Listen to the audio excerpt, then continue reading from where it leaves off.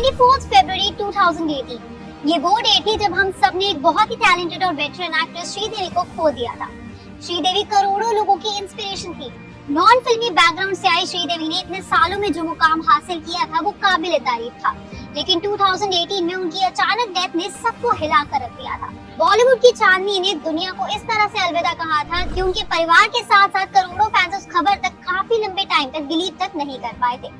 आपको बता दें कि श्रीदेवी की डेथ दुबई के एक होटल में हुई थी।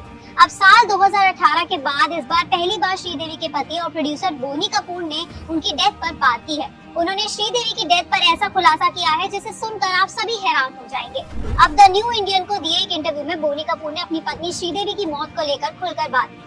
उन्होंने कहा कि वो नेचुरल नहीं बल्कि एक्सीडेंटल डेथ थी। बोनी कपूर ने आगे कहा कि आज भी श्रीदेवी को मैं बहुत मिस करता हूँ, क्योंकि वो उन मोमेंट्स को देखने के लिए आज नहीं है जो वो हमेशा से चाहती थी। बेटी जानवी कपूर की सक्सेस, छोटी बेटी खुशी कपूर का डेब्यू, ये सब कुछ उन्हीं का सपना था। बोनी कपूर ने कहा कि मेरी लगातार 6 फिल्में साउथ में रिलीज हुई हैं और सभी की सभी हिट हुई है। इतने सालों तक बोनी कपूर क्यों चुप रहे, इसकी वजह भी उन्होंने इस बारे से इंटरव्यू में खुलकर बताई।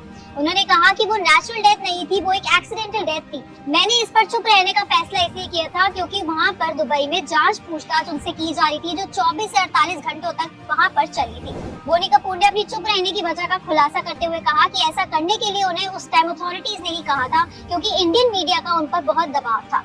उन्होंने बताया कि मैं सभी टेस्ट से भी गुजरा था, जिसमें लाई डिटेक्टर टेस्ट और दूसरी चीजें भी शामिल थी, और फिर जो रिपोर्ट सामने आई थी उनमें भी आ गया था कि वो एक एक्सीडेंटल डेथ ही थी। बोनी कपूर ने आगे श्रीदेवी के लाइफस्टाइल को लेकर भी बहुत बड़ी बात शेयर की है। उन्होंने कहा कि वो अक्सर भूखी रहा करती थी क्योंकि वो अच्छा दिखना चाहती थी। बोनी कपूर ने कहा कि जब से उनकी मुझसे शादी हुई थी तब से उन्हें कुछ मौकों पर ब्लैकआउट भी हुआ था। उस टाइम उन्हें डॉक्टर्स भी कहा करते थे कि उन्हें लो बीपी की प्रॉब्लम है। इनफैक्ट श्रीदेवी डिनर में बिना नमक वाला खाना ही मांगती थी। डॉक्टर उनको कहते रह गए कि आपको लो बीपी की प्रॉब्लम है, आप नमक खाया करें, चाहे वो सैलेड में हल्का सा छिड़क कर ही क्यों ना खाए, लेकिन वो जरूरी है उनके खाने के लिए। लेकिन श्रीदेवी ने वो भी नहीं सुना। बोनी कपूर ने आगे ये भी कहा कि बदकिस्मती से उन्होंने उसे सीरियसली नहीं लिया और उन्होंने ये नहीं सोचा कि ये इतना सीरियस हो सकता है। अब एक्ट्रेसेस और एक्टर्स का तो हमें पता ही है कि वो एक सर्टेन डाइट को ही फॉलो किया करते हैं और उसी को पसंद करते हैं। आखिर उनका काम ही इस तरह का है। वैसे ये बात सच भी है कि श्रीदेवी अपनी उम्र के हिसाब से काफी यंग लगा करती थी, लेकिन उन्हें इस तरह की दिक्कत थी और वो इस तरह से अपनी डाइट पर कंट्रोल करती थी, ये हम में से किसी को नहीं पता था। खैर, बोनी कपूर ने आगे ये भी बताया कि श्रीदेवी के फ्यूनरल पर उनके को एक्टर नागार्जुन जब आए थे तो उन्होंने भी उनसे एक इंसिडेंट शेयर किया था। उन्होंने बोनी कपूर को बताया था कि श्रीदेवी एक फिल्म के टाइम जो उनके साथ कर रही थी वो उस टाइम भी क्रैश डाइट पर थी और इसी तरह से वो एक बार बाथरूम में गिर गई थी और उनके दांत भी टूट गए थे। बोनी कपूर ने कहा कि ये शायद डेस्टिनी ही थी। दुर्भाग्य से उन्होंने वो गंभीरता से नहीं लिया और नहीं सोचा कि इस तरह की घटना कभी इतनी ज्यादा गंभीर भी हो सकती है।